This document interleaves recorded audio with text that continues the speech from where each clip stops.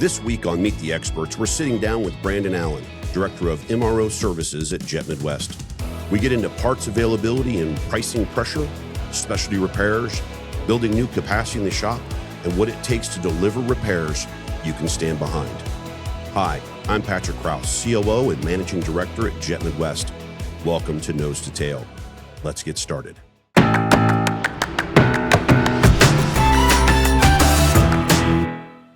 Maybe give us the 10-second version of what Jet Midwest Technic does. Jet Midwest Technic does quite a bit here as of now. So we do composite repairs. We do aircraft maintenance. We do storage maintenance as well. We now have engines on the capabilities list, which consists of the Trent 800, working on the Pratt and Whitney 4090s, and soon to be enough as well, the RB211 524s. So obviously your boss keeps you quite busy on your toes. I would say so. That's a good thing.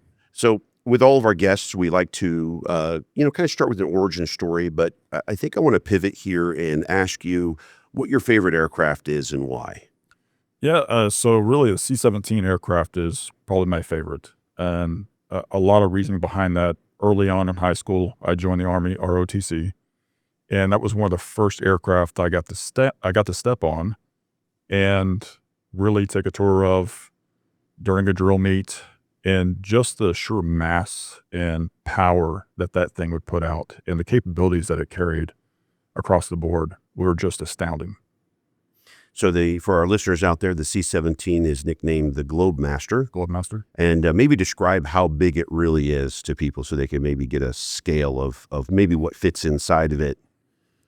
I guess if you can compare it to a commercial aircraft that's out there that you fly on, I would say a cross between a 7.4 and an A380 on the sheer mass and size. You've got 4 engines on that aircraft that are pushing over 40,000 pounds of thrust each. It's quite large. That's amazing. I've seen them at some shows, and they'll have tanks, and they're no problem. Just roll in 6 tanks into the back of the thing. We're going to take off and head to wherever we're going to go, and they're pretty amazing to watch land as well. They have high T-tail, very high, and it's got to be amazing to be the poor maintenance guy that's got to be up there working on that on some windy airfield in some foreign combat zone. I can't imagine. I've seen some of the stuff that we've had to get up on the tail end in Mojave, and these are much taller, so I can only imagine. And we saw it while it was empty, so I have never been involved in one that had it full in the backside, so we had a very, very large space open that just echoed for days. That's amazing. So how does that blend into your origin story, how you really got started in aviation? Yeah, so originally, when I first started working, I started with Triumph Airborne Structures, and I started in the component shop area, composites, working on the CF680C2 thrust reversers. And these were done for an airline. We would get anywhere from 4 to 6 out, halves out a month each month. And in the process of working on the CF680C2s, I was able to work on V2500s and the C-17 nacelles. And during that time, right after I'd stepped on foot on the C-17, it was kind of neat to see the things broken apart and just how big that they actually were in person.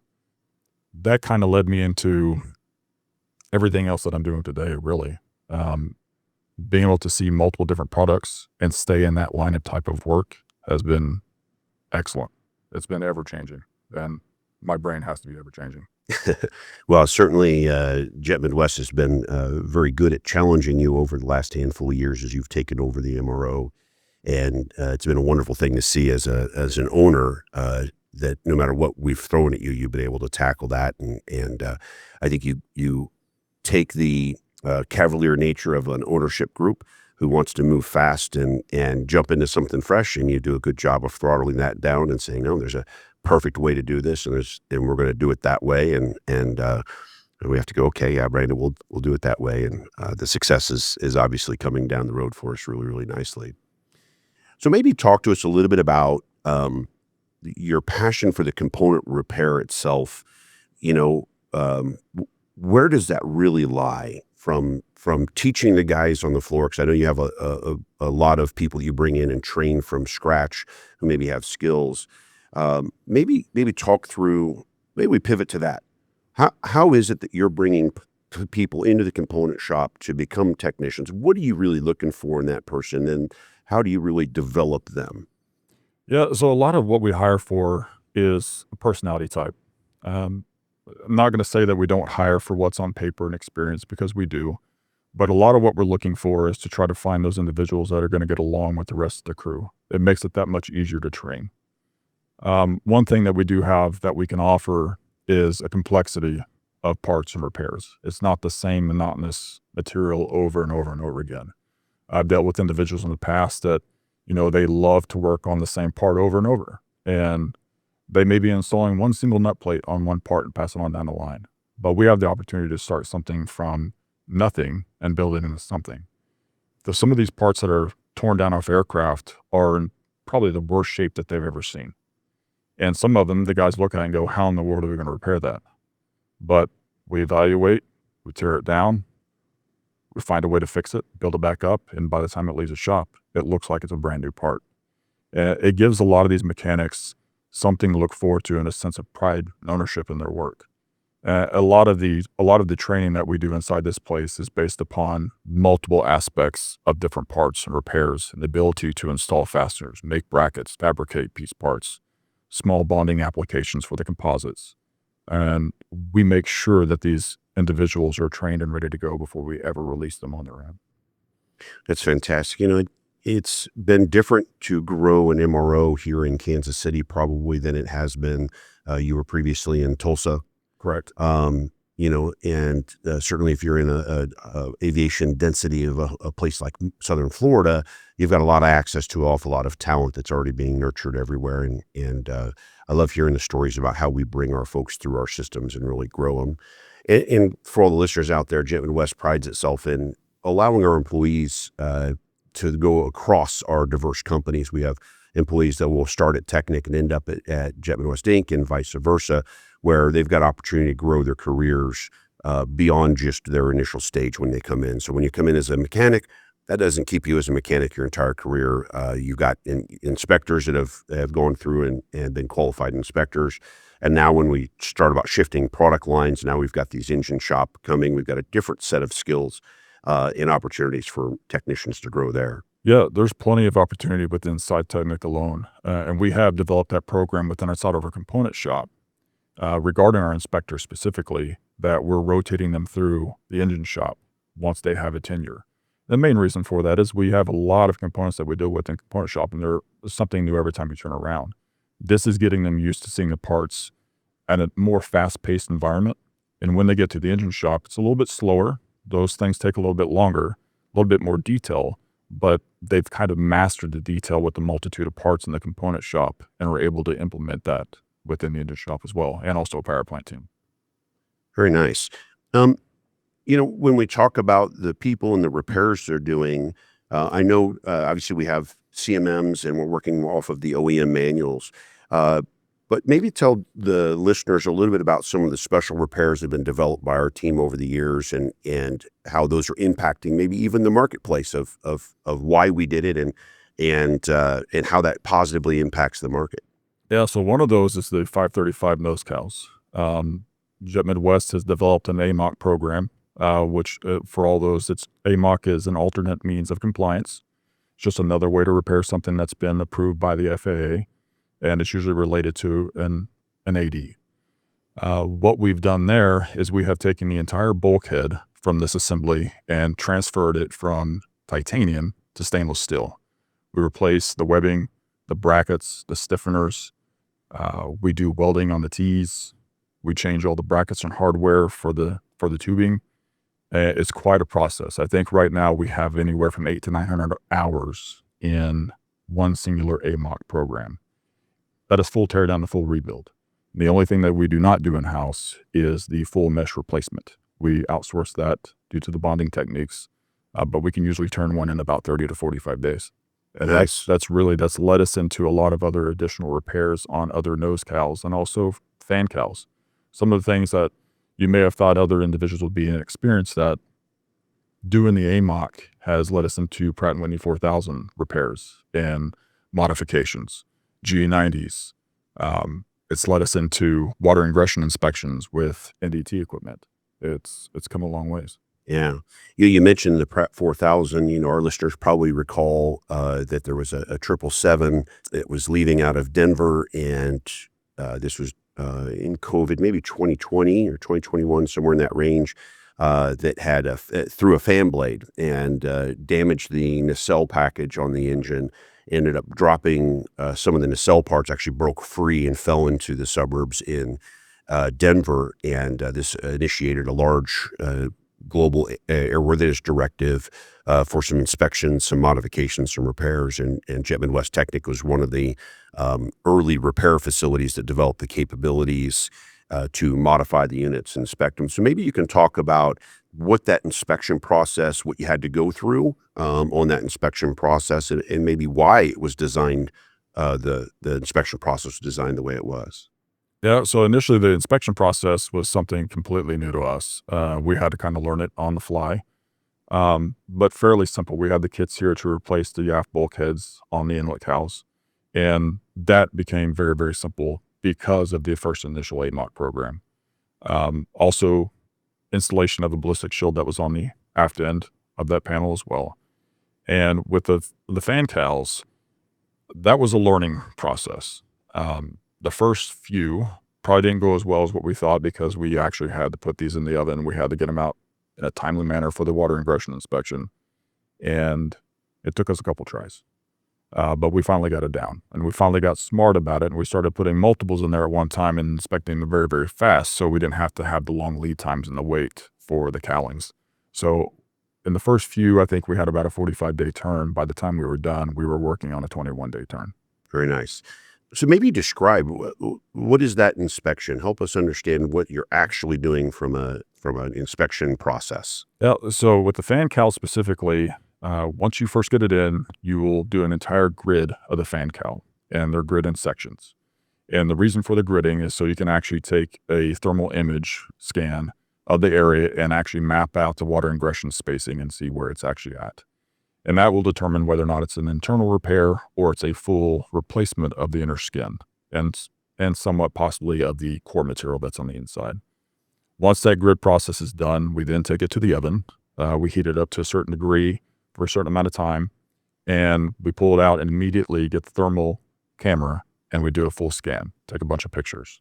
Once we have those pictures back and documented, we then map out the area of the water ingression. We would have to send those photos to Pratt and Whitney and make sure that they reviewed and they could actually see what was going on.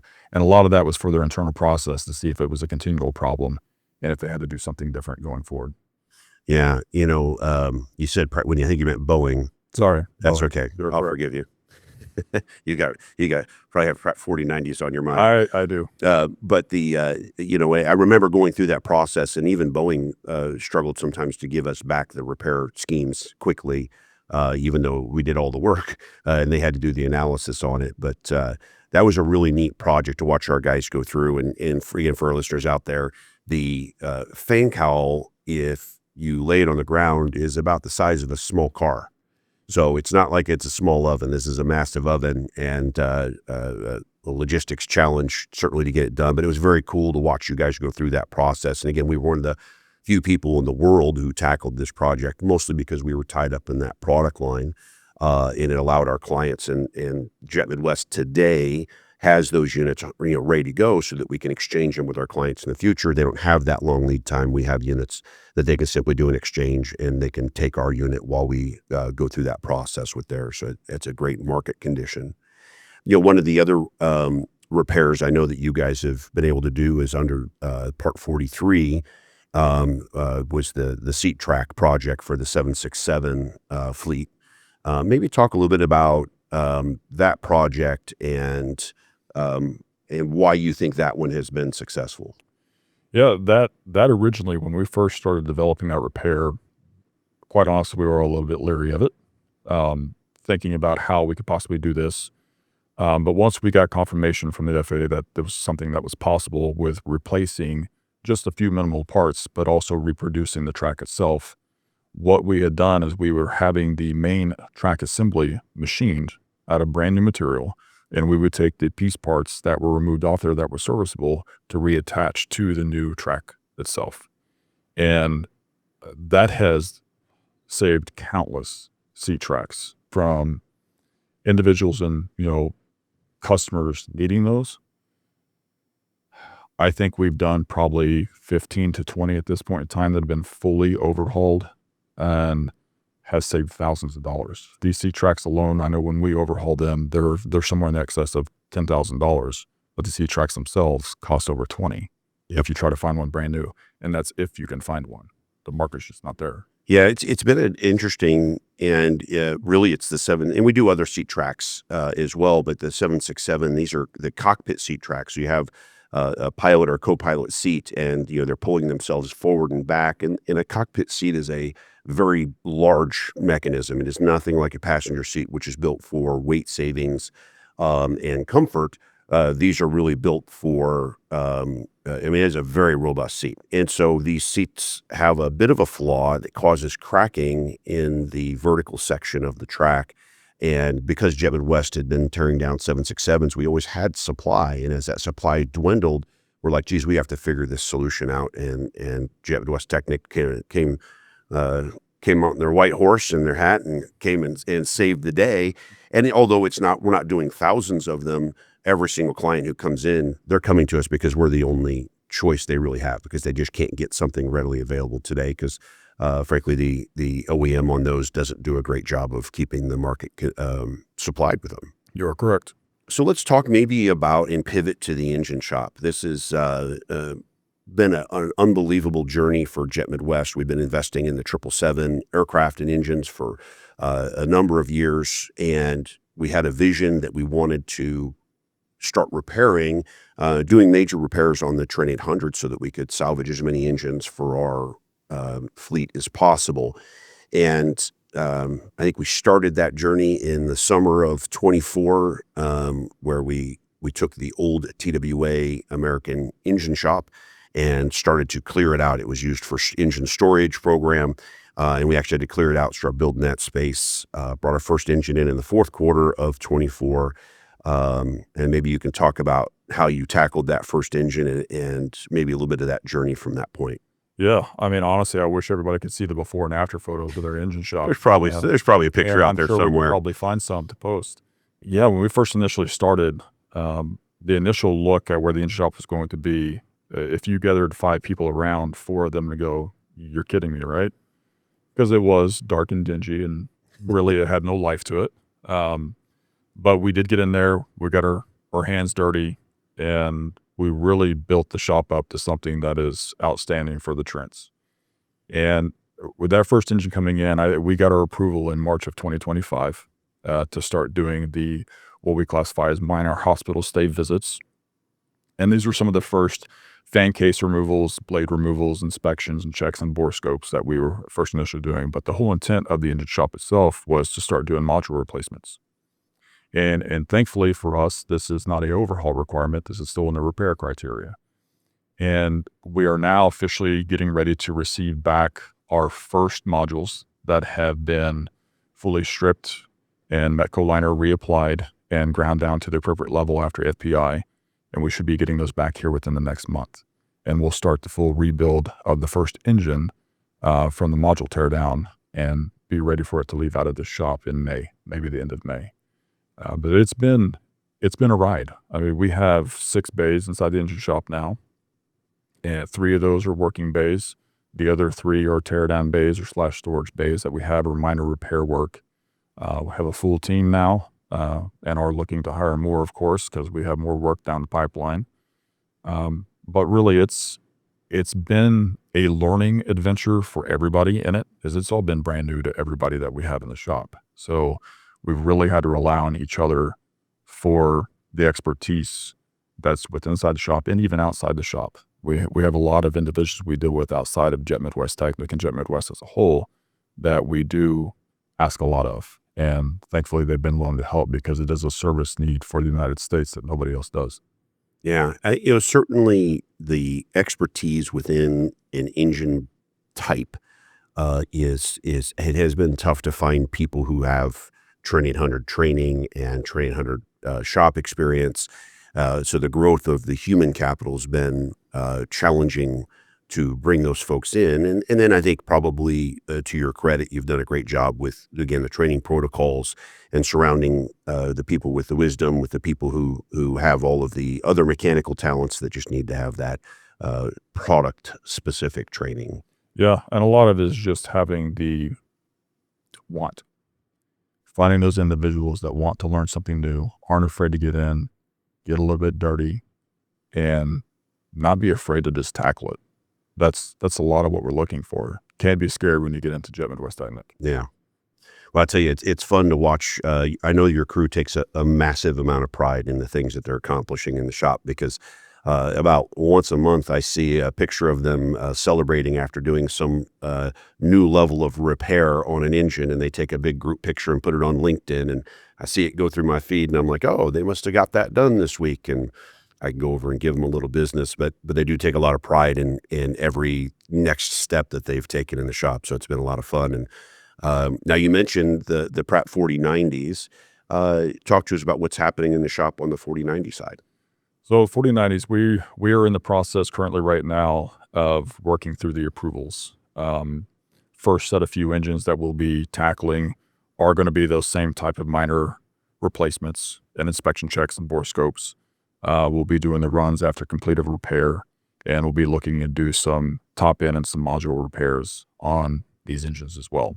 We're working through a lot of the process planning as we speak, as we have individuals on site here for the next month. And I have some experienced, talented individuals that would be coming in about 2 weeks to help push this program and get some of the training underway for the staff. That's fantastic. It's always nice to see that come together. I think it came together, obviously the experience of growing the Trent 800 product line has given you the roadmap on the Pratt 4000. So I think that's been great for you to capitalize on. Now, you mentioned to the listeners earlier that you guys are handling storage and some additional work. Maybe, and we would describe that as, there's actually two pieces here. One is the engine side, one's the airframe side. Maybe talk on the engine subject since we're there, about your power plant team and maybe how that evolved as these aircraft and engine projects have come together. Yeah, so with the engine shop, we noticed a growing pain problem of getting these engines ran in a timely manner, just not enough staff. And it was a different set of expertise as well. We really needed somebody that had 777 experience through and through. And thankfully now we do have that individual, and that's allowed us to take these engines in a whole different area that's associated with the ramp, get these engines hung, get them ran and tested, verify that they're good on the run, and then pulling them down, putting them back in the storage. We have a completely different team that is handling it. Otherwise, our engine shop was doing it, and we just did not have the time. We didn't. Yeah, I think even if we would have had 25 people in the shop, we still probably wouldn't have had enough time because we were trying to build an engine shop, not build a team specifically to do the extracurricular activities. The ability to have that group that can go out and be the experts in the field actually dealing with the aircraft side is a completely different thought process. To your point, obviously for those again who don't know us, Jet Midwest has a 1.2 million square foot facility. We've got 35 acres of aircraft storage. We're at the Kansas City International Airport, and so we've got, I don't know, 35 or 40 airplanes outside. I think you guys have over 100 engines in storage right now. We do. All that stuff is, if anybody needs an engine, they're all for sale or lease. But for your part, you guys are keeping those in a storage protocol, and it's a wide variety of engines for a lot of different aircraft types. And so it's great that you guys recognize, hey, we got to build a team that's really engine-centric, but they're really related to the aircraft projects that Jet Midwest has going on because they're helping service those. So when Jet Midwest leases an aircraft with 2 engines, your team is the one saying, okay, we got these engines out of the shop. Let's get them hung on this airplane versus that airplane, or maybe they're moving them from one to the other and servicing the regulatory requirements to make sure that those engines are ready to go as the aircraft gets delivered. It is, and it's a very much more complex side of the operation as well. When we're dealing with mechanics and just the operation of builds, and that's where my brain is, I couldn't think of even hopping in an aircraft and doing a test for the components that they're doing tests for. It's a different type of wiring in the brain for that. And I am not an avionics guy. I will hire an experienced avionics guy to make sure that that is tackled. But yeah, it's quite a process. It's very, very neat to see. It's very good for other individuals and mechanics to see this as well. We have a lot of new guys that have come on or may have moved from the other shop. And as they move and they get to experience getting in the cockpit, flipping switches, hitting buttons, something that they would have never thought they were going to be able to do unless they flew an aircraft. They're in awe. They're like 12-year-old kids all over again. It's pretty neat to see. Yeah. Sometimes we lose sight of how cool it is to have everything at one facility in our own little city of Jet Midwest. Most component shop technicians, when you worked at Triumph, you were in a warehouse building somewhere, right, in a business district. There wasn't airplanes outside, and so we sometimes lose sight of the fact that our component shop technicians, who at most companies don't ever get to go interface with the airplane, actually get to go interface with the airplane if they want to, and go experience that. Yeah. That's a pretty neat thing to have. Yeah, I'll tell you, the first time I visited Jet Midwest up here in Kansas City was probably in 2012, 11 or 12. And that was up here to inspect some parts and buy them from another company that I was working for, and didn't have any bit of a clue what entailed with Jet Midwest until I pulled up and go, whoa, there's a lot going on. And I'm looking at it going, is that really their space? Are all those aircraft on the ramp? Are those theirs, or are those just parking there for the airport because you're so close to the airport? And when I started talking to individuals here at the company, and they're letting me know what the square footage was of the building, what all that Jet Midwest handled and took care of, it was quite a sight to see. And that's when my eyes kind of opened up a lot to, there's a lot of opportunity at this place. A lot. Yeah, there really was. And I remember that because, if I'm correct, those were RB211 535 fan cases you guys were inspecting. We do, but we don't talk to Rick Toby about that. We don't. Rick probably gets a little chapped. For anybody who don't know, Rick is our expert on engine teardowns, and there was a lot of learning lessons as you go into new product lines, and that was definitely one of them. And you're correct, there was a lot of opportunity. There still is. I think the nice part about what we've done as a company is that because we do a little bit of everything with the airplane and the engines, there's places where we can grow. We've got someone now doing some work on the 777 batteries, actually creating a battery shop potential for Jet Midwest. So he's going through the process of developing that. And I'm sure there'll be other future capabilities that you'll be tasked with developing. And that'll be exciting for us in the future as we continue to grow and expand on the shop. Now, from a maybe technical standpoint, talk to us about what your expectations are of your team, really your technicians. What's your expectation of those folks inside the shop that you set that keeps the standard so high? The biggest thing is, and what we talk about all the time, is show up. That's the first thing. Be here. You're needed. I don't want anybody to ever think that they're not needed in the shop, because if they're not in the shop, it affects another employee. That employee has to pick up the pace for somebody that may not be there. And that's not a way to learn. If you're not there, you can't learn the next thing that's new. And the biggest thing, I think, is really opening your mind up and exploring and wanting to learn something new. Bring the right attitude. Bring a personality type that is going to make you stand out, and don't be afraid. This one thing about the component shop or composite shops, that you literally cannot be afraid to do the work. You really just have to get in there and tackle it. You're going to fail. I failed when I first started. But you learn from those failures. And as long as you're willing to learn from those failures, you will succeed in the repair division. As long as you're wanting to stick with it, you're willing to listen, willing to take the training that's been given to you, and it's something that you want to wake up and do every day of your life, you'll make it in this business. And there's so many different avenues of the repair process, and also just of Technic alone with what we can do here. There's an opportunity somewhere. If you come up and tell me, hey, I really don't like doing these bonding repairs.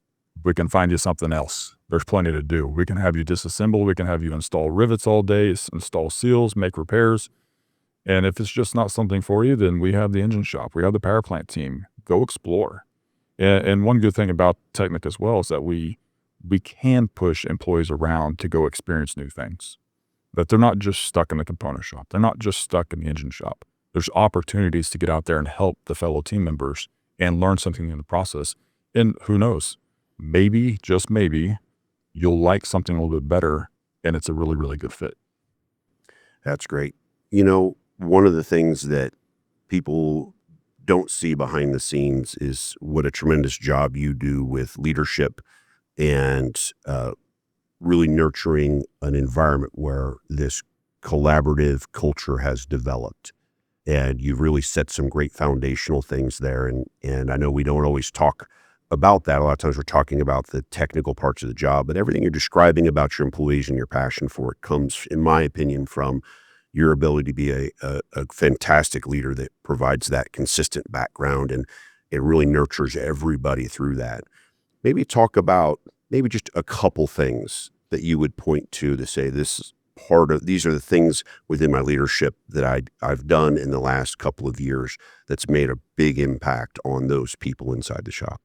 The two biggest things I believe are honest communication and the training.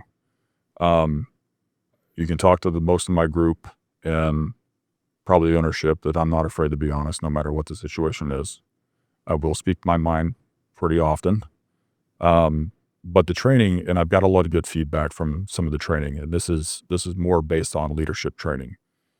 Most people would classify it as a classroom setting and me doing a teaching, like I'm running a group of 12th graders, but it's giving the basis of how they should act around their fellow employees and making them aware of certain situations that may come about. Not that they have to really worry about it in the moment when it comes, but giving the preliminary of, hey, this possibly could happen. Think about every possible situation that could pop up. When you're going to have a conversation with an employee, and maybe it's a bad conversation, maybe it's something that you really don't want to have, and you have to bring something to light. What are the ways and possibilities of that conversation going? Did you think about the conversation going right or left or straight down the middle? Was it one of those? Was it three of those? You should really, as a leader, you should be thinking about all three and be ready and prepared for what direction it does go. Yeah. You know, we have to have a lot of hard conversations as leaders sometimes. And it's good that you prepare your leaders for those same types of dialogues. Cause I know that leadership training wasn't something early in my career that we had. We were flying by the seat of our pants, and sometimes I was a bad leader. And I got the results of that culturally. And I think as I've evolved as an owner and a leader in the company, I've had to change those parts of myself because I recognize that that's not who I wanted to be. And the resulting culture is amazing. It's pretty cool to see your folks. There's endless number of chess matches in the break room. So if anybody out there wants to come visit the shop and lose at chess, you have an opportunity to do that. I saw you had morning yoga show up at one point in time where they were meeting before work, and part of the crew was going, and one of them was leading the team and doing some yoga before their shift started. You'll find probably a couple of them at the local dive bar after work, maybe sharing a beer or two.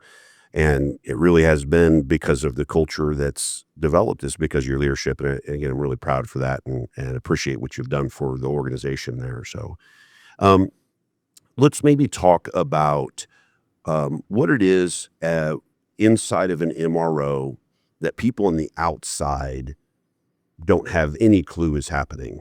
What's happening on the inside there that's a bit of a mystery to the rest of the world? You know, I'd probably say the regulatory side more than anything. Most people know that they see a part that they're sending into the shop looking as horrible as it does and it coming back and looking great, and they think that the component shop is just a repair facility that makes things look pretty and nice. But the amount of things that we have to go to make sure that we stay regulated, it's a lot. It's a lot of making sure that you have the right tech data, making sure that your employee staff is trained to do exactly what they say they're going to do within the roster of the repair station. Once you have that all said and done, you're having to find the right repair. There's maybe 5 or 6 different repairs for the same type of material, but you got to find that one that's related to the one that you're actually inspecting and doing the repair to.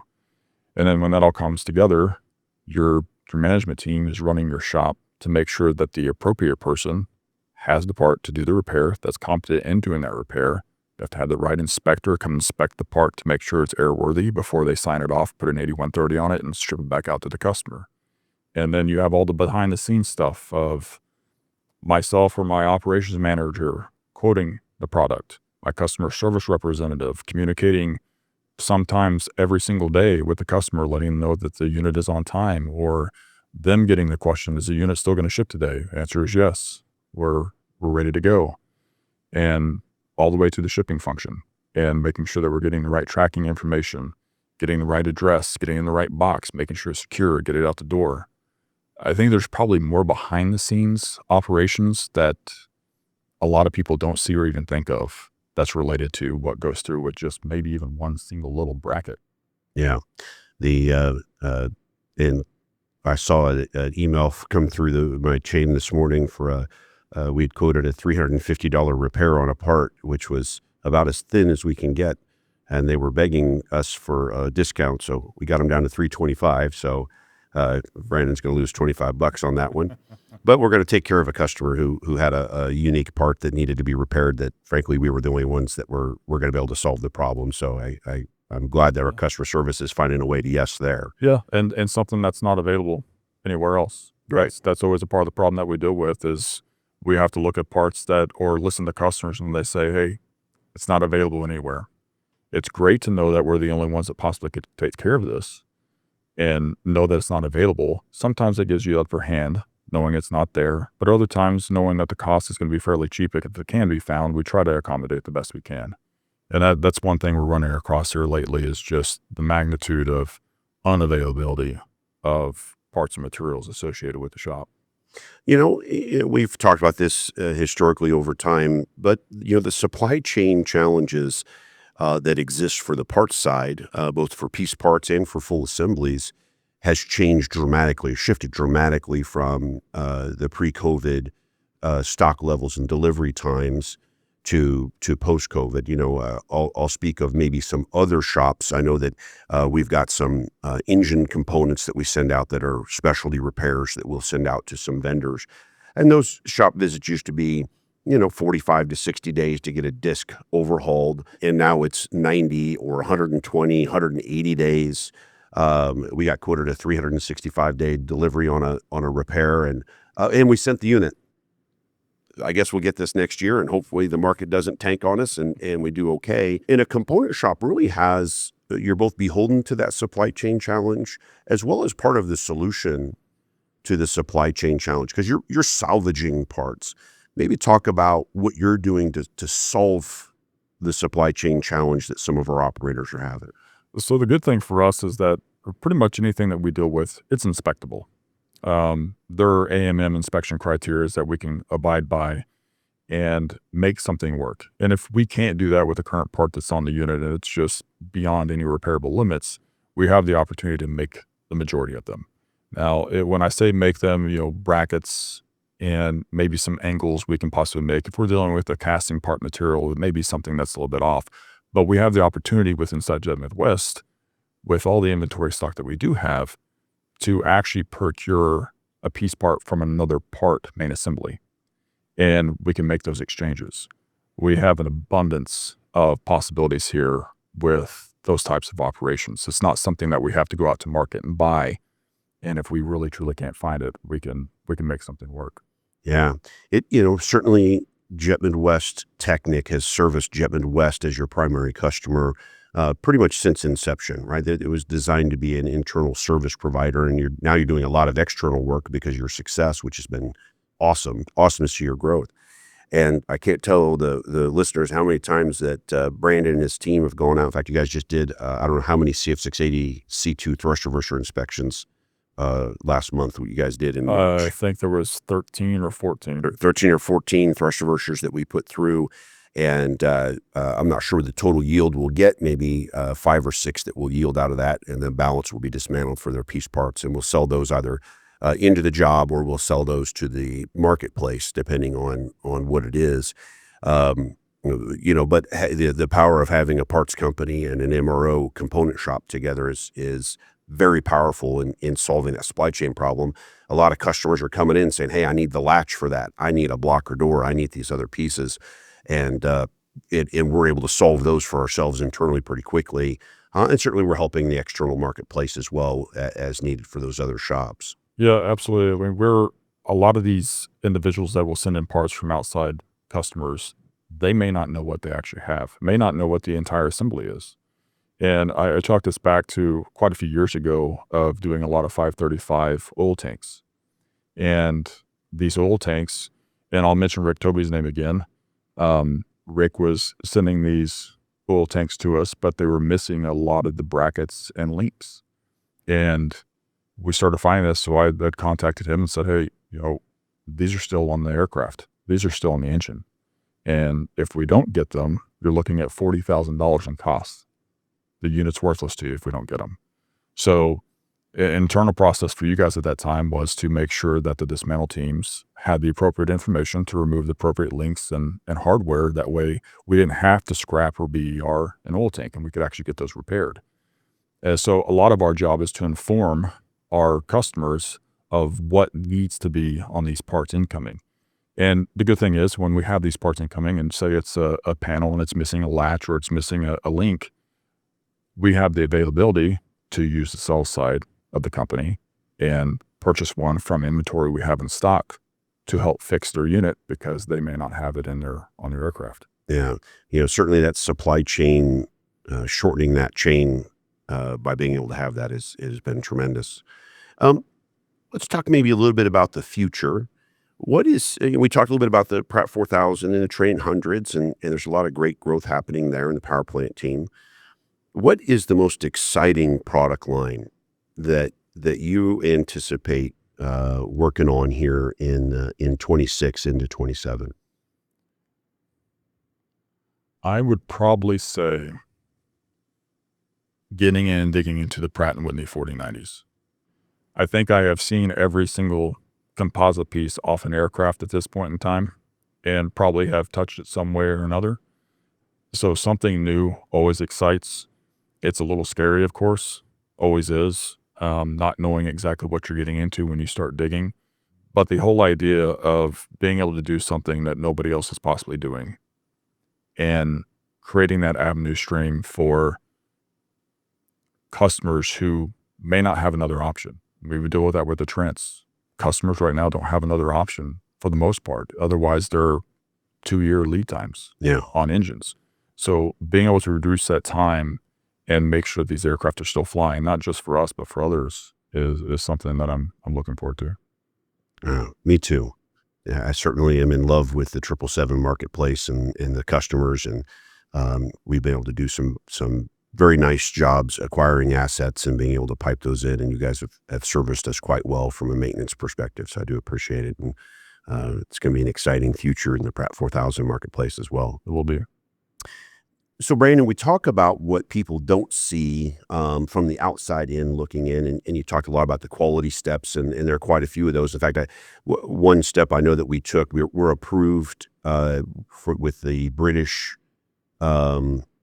authority, but we had to actually hire a person to manage a quality process there, if I'm correct. Yes, we had to hire a compliance manager for that. Yeah, The CAA. and that was to comply with that, and we have great customers like British Airways who are going to rely on us and on our tag, and we need to have that. So that's a great point. And when we talk about things they don't see, I think the listeners love to hear more about the details. So let's go back and talk about the RB211 535 inlet AMOC. And I know that you talked about how we had a material change where we changed from titanium to stainless steel, but maybe talk, because I know there's more to it, talk about the other unique parts of that you guys ran into. You solved the problem. Maybe describe to listeners the problem that the marketplace is having with these, and then really what else did you guys do from a very tactical engineering level to solve the problem? Yeah, so a lot of the design failure inside this product was the titanium and some of the bends that were inside some of the webbing. And a lot of that solving was to remove some of those specific bends, adding shims, adding different material types. And a lot of people will question, hey, there's material type differences inside these cowlings. And for the most part now anymore after this repair design, it is strictly stainless on composite with primer details on the inner piecings.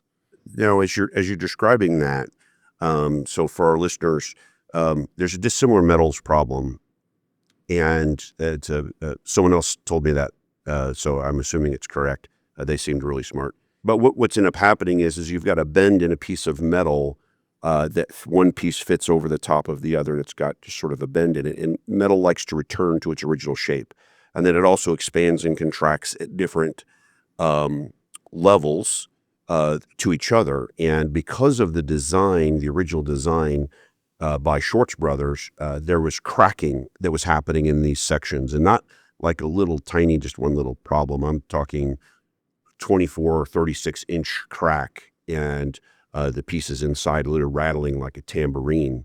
So part of it was design, and part of it was the material changes. And I forget, do you recall how many pounds did we add to each unit? The poundage wise, I want to say it was around 22 and a half pounds per inlet, um, which doesn't seem like a lot, but it's quite a bit. In the aviation world, 22 pounds is quite a bit, and so certainly we've beefed that up. And me being the sales guy, not the engineer, I decided to give a lifetime warranty on the repair when we designed it, because I couldn't get anybody to take a bite at this thing. And so I put a lifetime warranty on the bulkhead repair because I was very confident in my team. And you've actually seen, it's been 12 years now, so we're starting to see the original units have to come in every 12 years. And you've had original units come back. And what kind of results have you guys had? We have, I think to this point, we have 3 or 4 that have came back for reservice or reinspect, and we have had no findings. Which is amazing. Yes, it's been excellent. Your return on investment of the lifetime warranty has paid off. Yes, sales guy, I got it right on accident. Now, no, I just had faith in my team. That's the real answer. And the OEM on that's no longer Shorts Brothers, and the current OEM, the challenge that they face is that they just replace the same parts. The bad design that we fixed, the bad dissimilar materials problem, and so inevitably what happens is as those go through their life cycle, they're going to crack again and have to be re-replaced and have a significant six-figure investment into each unit every 10 to 12 years. Now, they're not even making it to 12 years on the original design. Yeah, and I will say we have the upper hand on 2 aspects of this repair as well. One, we do have a better repair. We have better materials, and it's been proven. And 2, the cost. I know back in the day, it was costing around $100,000 just to repair the bulkhead alone. And for not much more than that, the whole entire unit gets repaired at a better pace through our shops. It just does. Yeah. And I think I've lost count. We've got, I think, 4 units in the shop today. I think we're somewhere in the upper 80s on how many we've accomplished so far. We were at 76 effectively in July of last year, so we should be somewhere around 84, 85 up to this point, and we've got more in the pipeline coming through. Yeah, we did inspections on units in January, and I think we've got probably a dozen of Jet Midwest-owned units that'll pipe throughout the year of 2026. So it's an exciting project. Yeah, and a good thing with those units as well, we do have a lot of spares on hand where we can pull parts and utilize some that we may not be able to find. I know a large part of these issues that we're having with the 535, of course, with everyone else is parts. And being that we can remove and repair just the T's alone, there's a specific weld repair that we can accomplish because it just can't be found. So the more we can utilize from our own inventory stock, it does come in and play in really, really, really handy. Yeah, and the freighter market's been committed to the 757 fleet for a long time, and so I think we're still going to continue to see these come through over the next 10 years because people don't have a choice, right? That it's a required compliance, and again, I love the solution and the fact that we're getting these back, and what we engineered has worked out fantastic for us. Yes. So Brandon, aviation seems to spawn itself a ton of great stories, and they have huge influences on our careers and the paths we take, and not always enjoyable. But that's always good to have those stories, and we tell them to the next generation, and they get to kind of own the message and the lessons learned. So give us one of those great stories that was a huge influence on you. Yeah, so there's one that sticks out really, really well. It was early on in my career, and it was a bird strike, and it involved a CF680C2 thrust reverser. Basically, the whole entire cowling section was destroyed. But we had the luxury of trying to rebuild this CF6 TR from nothing to something. And when we first got this TR, we were just told to go outside, unbox, and start pressure washing. When we unboxed it, and it was covered in caution tape and a little bitty bird sticking out of it. And I was like, there's no way we're touching this. This is right in the middle of the bird flu pandemic. And we're wearing Tyveks, and we go back in and we're like, we're not touching this thing. No, we need a pressure washer. We got to rebuild this thing for the customer. So we're out there fully suited up, trying to avoid getting the bird flu. And we're pressure washing, going to town, knocking birds out, trying to pick them out with our hands from the core. Finally get this thing completely washed out. You know, inspectors come over there checking it, making sure there's nothing left in there because they don't want to get the bird flu either. And we bring it back in. Okay, now what? What are we doing? Well, we need to tear it apart. We're going to build this. There's holes everywhere. And I'm talking quarter all the way up to $half size holes from these little sparrows that had just penetrated this thing all over. And we did just that. We tore it all the way apart, down to its bare bones, and we rebuilt it. We made almost everything from scratch. The bond team fully rebonded all the entire panels. I had never seen one separated that far before. I really do think, even though it was disgusting, it was fun. It was entertaining to see the looks on everybody's faces when it came in and us pulling caution tape off. But it really lit up my eyes to know that something that I thought should have just been in a scrap pile can actually be serviced again and flown on other aircraft. And it was 45 days later. We really put this thing together and made it look like it had never been in a bird strike. It was something. Yeah, it's amazing. And you didn't get bird flu. Didn't get bird flu, thank goodness. You know, that's awesome. What a great story. You know, I was once told, very sarcastically, but an overconfident engineer once told me, he goes, if you give me a placard, I'll repair your part.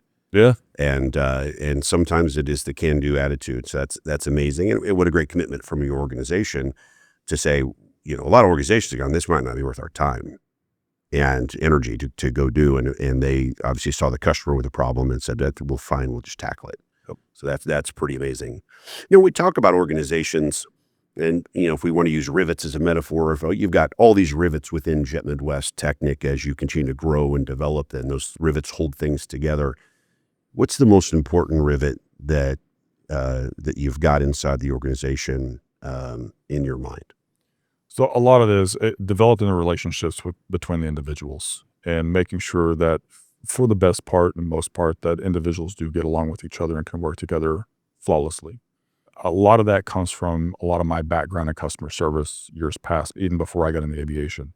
I had been in and out of people's homes for multiple years, talking back and forth, and learned how to communicate with just about anybody on the face of this earth.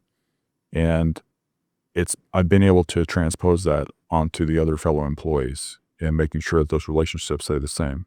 And it's transitioned to the customer service line side of Jet Midwest Technic as a whole, and abiding by exactly what you say. Like, there's no room for putting a lot of fluff out there to make it seem like it's better than what it really is. We've always taken the aspect of being truthful, whether the news is good or bad, and delivering the information the best we possibly can to the customer in the time that they need it, not waiting for the individual to come ask us for when it's going to be done, or what's the situation with this, when can I expect my quote date. Customers are still going to ask, but we try to be a little bit more proactive in those situations. That's fantastic. And you really have developed a great team, and you've had to deliver some bad news at times, but we've always seemed to make it to the other side. So I appreciate you finding a way of getting us to a yes and getting units delivered. So, Well, Brandon, I really appreciate it. I'm glad that you came on. I hope all of you out there enjoyed this episode of Meet the Expert. Brandon, future looks really bright, and I'm excited to see all of the new stuff coming. It does. Thank you, Patrick. Thank you for listening to our podcast, Nose to Tail. Please like and subscribe to our channel. Presented by Jet Midwest.